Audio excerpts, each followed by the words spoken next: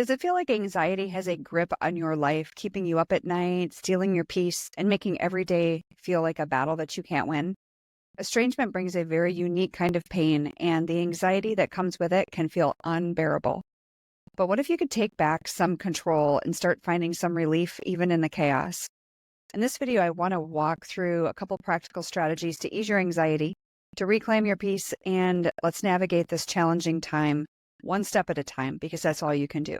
So let's dive in.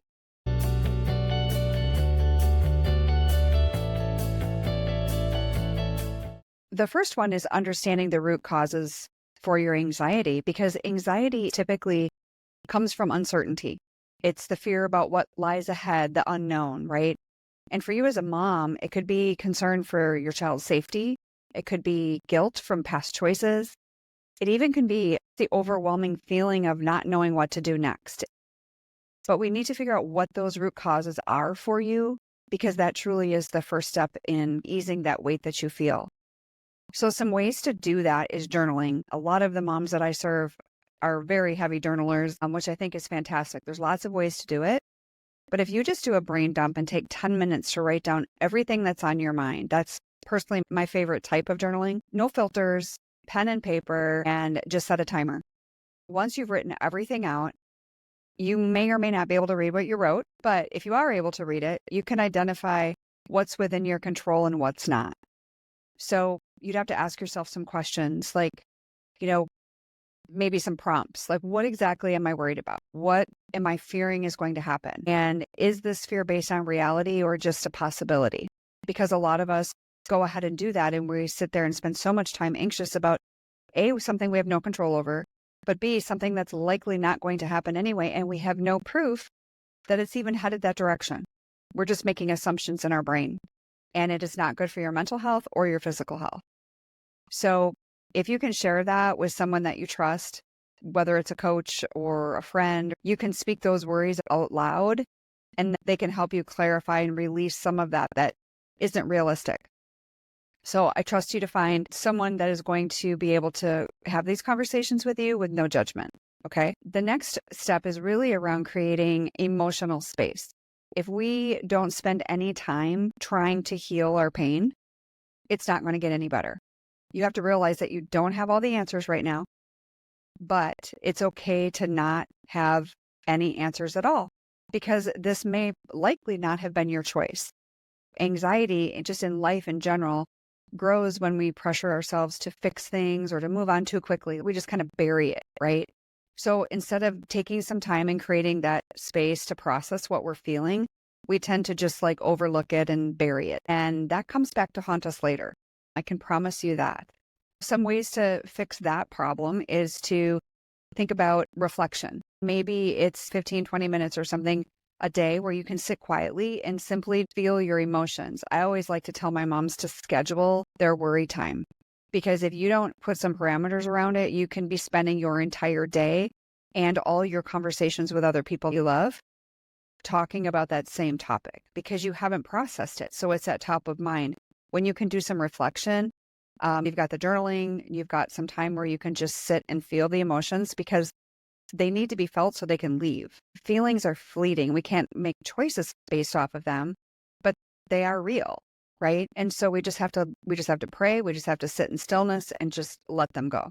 Another thing is being self-compassionate, because when we start criticizing ourselves and our thoughts, that is going to make it worse. But if we can tell ourselves that we are doing the best we can in the moment, and this is one day at a time. So emotional overload is a real thing.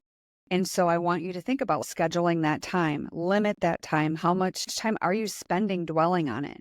Dwelling on the estrangement, dwelling on what he or she said or didn't say, or what happened or what didn't happen. We want to refocus that time on activities that is going to help you, like some of these things I just mentioned, plus exercise and walking and reading and just getting out there, even your YouTube videos, your podcasts, all of the things. Don't spend all of your time watching me or someone else learning about estrangement. In the beginning, of course, you are just trying to take it all in. But if you've been in this for a while, you need to be spending a lot of your time not focusing on this topic. Okay. So the next one is developing mindful coping strategies. When the anxiety takes over, it can feel like an endless loop of thoughts that you can't escape. It just keeps going and going and going. And we've all been there. So when you can try to quiet your mind, for some of you, breathing is going to be a really good one. Well, breathing's really good for all of us, but specific breathing, some people will breathe and inhale for 5, 6, and then hold it for 5, 6, and then exhale for 8. Everyone has their own way of doing it. I mean, you can Google that and try some things that work for you, but it's going to calm your nervous system. And that's the whole point. We also want to ground ourselves. A way to do that is a grounding mat, which is fantastic. But also you can do it in nature yourself it's called 5, 4, 3, 2, 1. Maybe you've heard of it. It's a technique where you can identify 5 things that you see, 4 things that you touch, 3 things that you hear, 2 things that you smell, and 1 that you can taste. So you're just using all your senses, and it really will ground you back into reality. If you look at it like you have an anxiety toolkit, keep a list of the activities that work for you, try them, see what works for you. Some will, some won't, and you just take note of that. And then lastly, number 4 is redirecting that energy towards you, my friend. So this has to be towards your personal growth. Because if you are spending all of your energy worrying about what is going wrong with your child, and you're not spending any of that energy that you have towards yourself, you're going to be stuck. And you're going to stay stuck. So focusing on your personal growth can be both healing and empowering for you. Instead of pouring all that energy into what's missing, how can we nurture you? Lots of ways you can do that. I want you to start small, because for some of you, you haven't done this in a very long time, and it's going to feel unnatural. So if you can start small with some type of a goal or a hobby that you enjoy, find something with a friend if you want to do something you haven't tried for a long time. Journaling, like I said, but painting, gardening, drawing, all of these things. Joining a community. Most of you know I have a group coaching program. That is going to be a crucial aspect for you, is to surround yourself with people who are going to uplift you and not bring you down. For those of you that are interested in pursuing coaching, I have a discovery call that will be linked below and in the pinned comment, but I want you to think about if you are truly ready. So this call is reserved for people who know that they've tried other things, they need help, they're ready to hear about it. This, if you're looking for just conversation, you can find that in my Facebook group. I want to devote my time to the moms where I can make a difference and literally help them focus on their next step. So when you're ready for that, no judgment. If you're not ready, that's totally fine. Keep watching, do your research. But for those of you that are ready, you can click the discovery call link below. I want to remind you of something. Anxiety during estrangement can feel so overwhelming, but these small intentional actions, like we just talked about, will help you reclaim your peace. And then you are going to begin to heal step by step by step. Because remember that this didn't happen overnight.